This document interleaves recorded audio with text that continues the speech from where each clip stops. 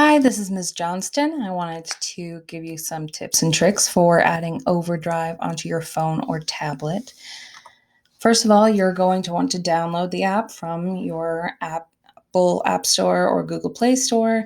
And once you've got it downloaded and you open it, you're going to want to sign up for a new account. You want to use your personal email for that so that when you lose access to your BSD email after graduation, you can still use this account for public or university libraries. Now, the first thing that you want to do is you're going to open up over here this 3 horizontal lines. That'll get you to your menu and open up your settings. And these are a little bit different for Apple and Android users, but still mostly the same. For Apple users, you want to make sure this Open Libraries in Safari is turned off and sign in using Safari is turned on. If you're an Android user, it's just sign in using web browser. You want to make sure it's turned on, and that's it. But that will solve a lot of problems. Second thing you want to do is you want to add a library. Again, you access from the same menu, that upper left-hand corner, and you want to search for Boise School District. Even though you'll see Bora High School listed right next to it, you want to select Boise School District. That'll give you access to the largest number of books and materials. You can do this same process, searching for a library and adding it for the Boise Public Library if you have a public library card. If you don't, let us know. We'll help you out with that. Then you're going to go to this screen. It'll give you the option to add a title. And then it'll prompt you to prove that you are a Boise School student. And it'll take you to this sign-in screen. Every once in a while in the process, depending on your device, it will show you this screen. Don't touch it. It will load eventually to the digital library or take you to that sign-in screen right here. And so you just don't touch it, just let it load, and otherwise it'll take you back to the beginning. You have to start over.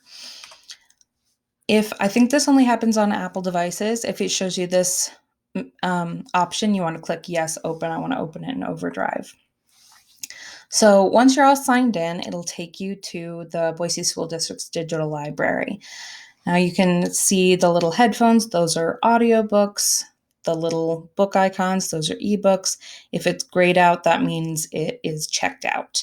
But if you want to click on a cover, you can check out or borrow the book by doing that. You can read a description or listen or read to a sample.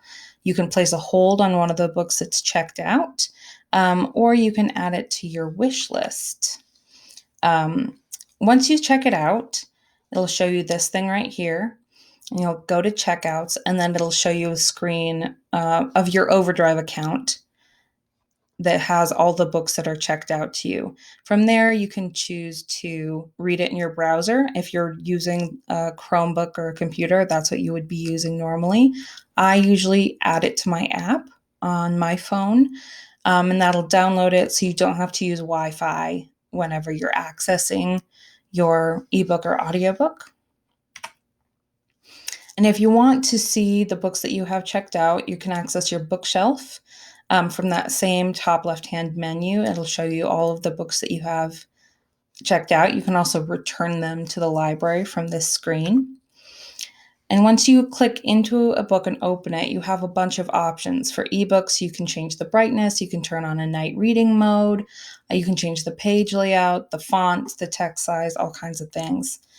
For an audiobook, you can change the play speed. I personally listen to books at either 1.25 to 1.5, depending on the narrator. For me, some people go up to 2 times as fast, and some people prefer to do it slower, especially if they're multitasking.